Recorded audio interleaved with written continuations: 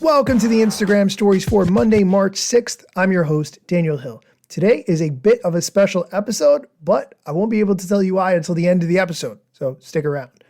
On Mondays, we talk about what the head of Instagram, Adam Mosseri, talked about on his Ask Me Anything, and let's dive right into the questions. The first question, why are you showing me posts I'm not interested in? This is referring to recommended posts. You see them in your feed. You can turn them off, but here's his answer.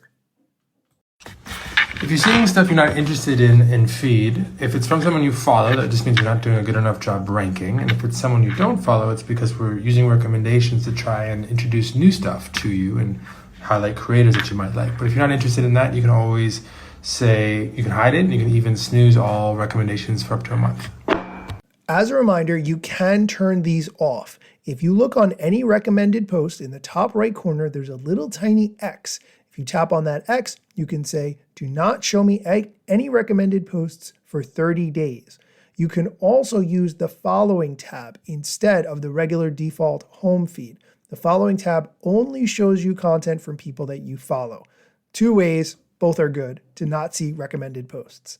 Next question, and this is really interesting to me as someone who works in apps and websites. How does the team identify and fix bugs?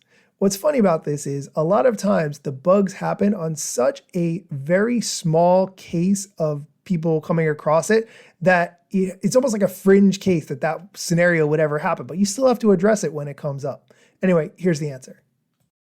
There are a lot of different ways. We definitely get a lot of reports, people complaining through all sorts of channels, including the app stores and directly to us. We also just take a look at the logs and see where bugs are. We can see when there are crashes. And then we use the product a ton ourselves, particularly new versions of the product that are not shipped yet, and we try to find bugs and fix them before they go out. Hopefully we're getting better over time, but if we're not, please let us know. Next question. Can Android users have the full Instagram experience like iPhone users? This is a great question because as someone who is an Android user, hey, where are my Google Pixel 7 Pro people? Are you guys out there? We want to make sure that we have parity, of course, as much as possible. Here's his answer. Absolutely. We want all features to be available on both platforms, and we're going to continue to make sure that's the case going forward. So if there's something specifically you're seeing on one, not the other, let us know. I can think of a couple small nuances between the two platforms off the top of my head, but I'm not going to really dive into it because my favorite thing is that Android has an option for an ad-free Instagram experience on Insta-Ender, which is still absolutely my favorite thing. We're going to take a quick break. When we come back, we're going to talk about Adam's vision for Instagram for the future, as well as having ChatGPT write your captions and whether or not that would hurt your reach, which that's an excellent question. Stick around.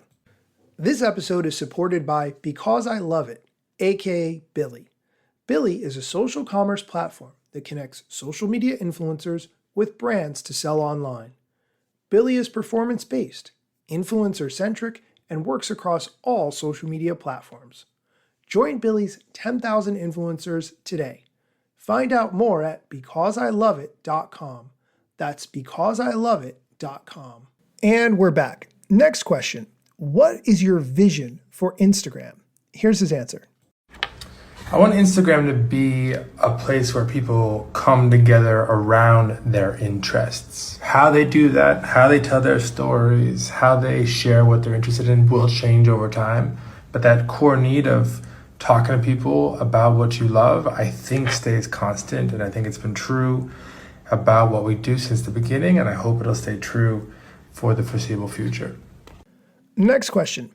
Does using ChatGPT captions bring down reach? If you're not familiar with ChatGPT, it's an amazing tool.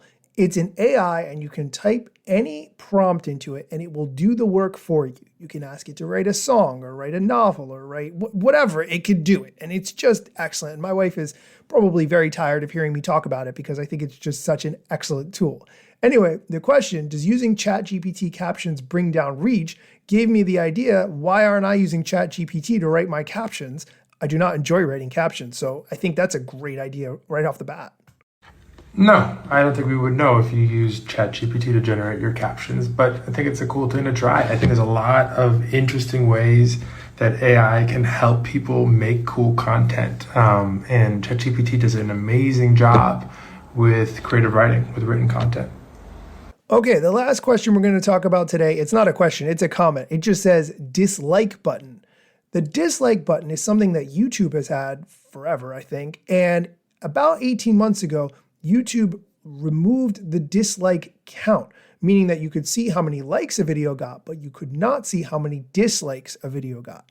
The dislike counter was actually pretty interesting because if a video had a lot of dislikes, it might signal that the content in the video wasn't worth watching. Like say it was a tutorial or a demonstration and the thing depicted in the video was not actually accurate. Well, a high dislike count will give you a clue, like it's not worth it to watch this video, which makes sense. However, people were weaponizing it, so they were sort of attacking creators, which is not fair to creators who are working hard on their content.